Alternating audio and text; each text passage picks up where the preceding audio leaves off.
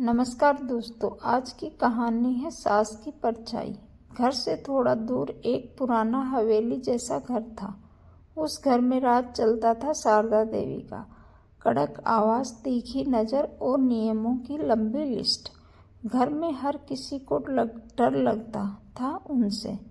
जब अनन्या इस घर की बहू बनकर आई तो लोगों ने बस एक ही बात कही, अब देखना ये बहू ज्यादा दिन मुस्कुराएगी नहीं।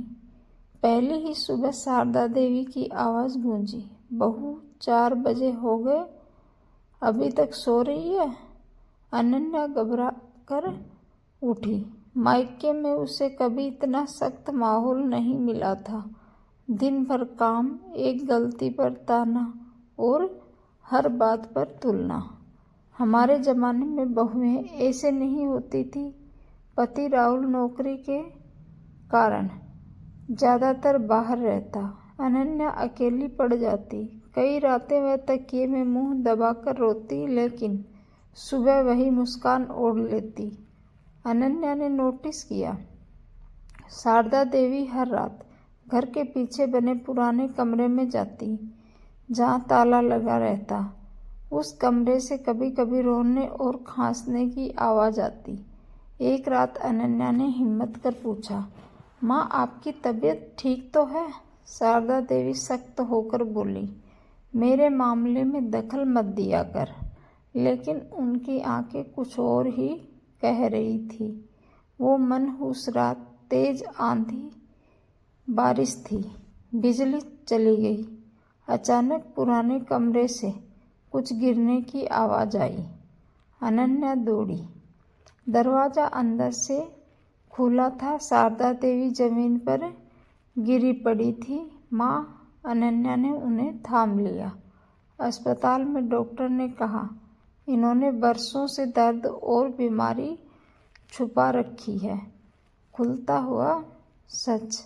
एक घर लौटकर अनन्या को उस पुराने कमरे की सफाई करनी पड़ी। अंदर मिला एक बक्सा, कुछ दवाइयाँ और एक पुरानी डायरी। डायरी पढ़ते ही अनन्या के हाथ कांप गए।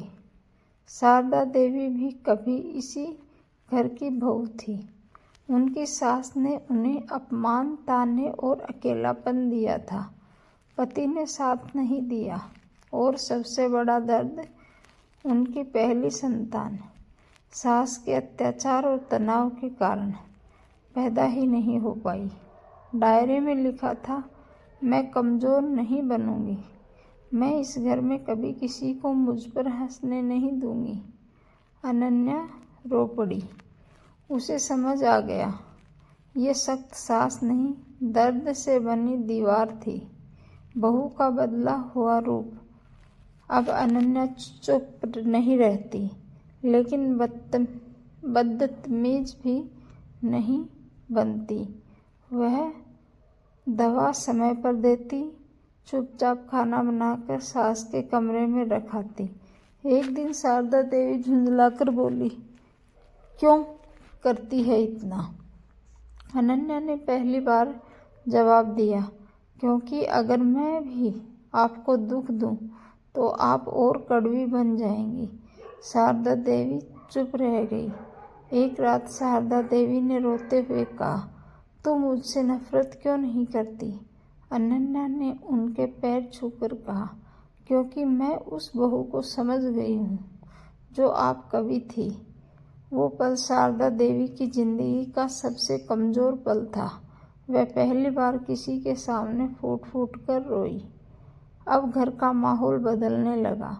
शारदा देवी खुद कहने लगी, बहू थोड़ा आराम कर लिया कर। राहुल हैरान था। माँ, ये आप हैं?